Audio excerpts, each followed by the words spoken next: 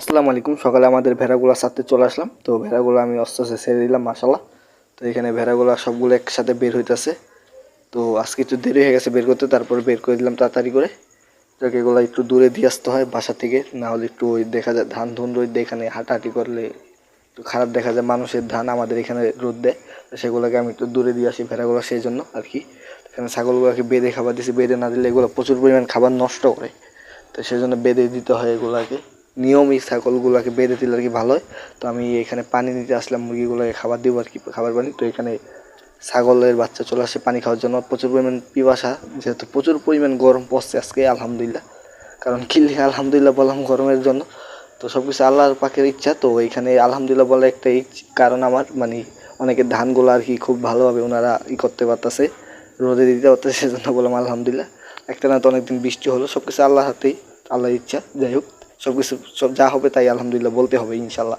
তো এখানে ইয়াগুলাকে খাবার দিয়ে দিলাম, কবুতরগুলোকে খাবার দিতে চলে আসলাম আমাদের এখানে।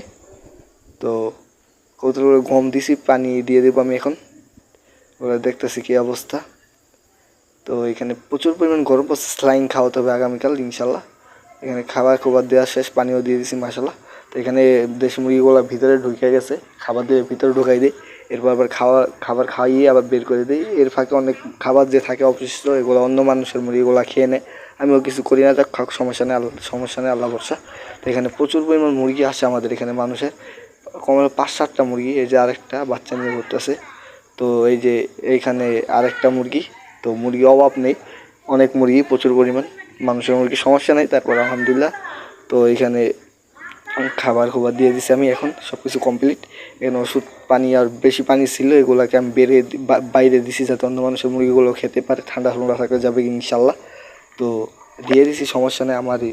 আজকের জন্য এই পর্যন্ত, আল্লাহ হাফেজ। দেখবো আরেকটা ভিডিও, যারা চ্যানেলে নতুন সবাই সাবস্ক্রাইব করবেন, আর বিভিন্ন ধরনের কৃষি ভিডিও পাবেন ইনশাল্লাহ। ভিডিওগুলো ভালো লাগবে আশা করি।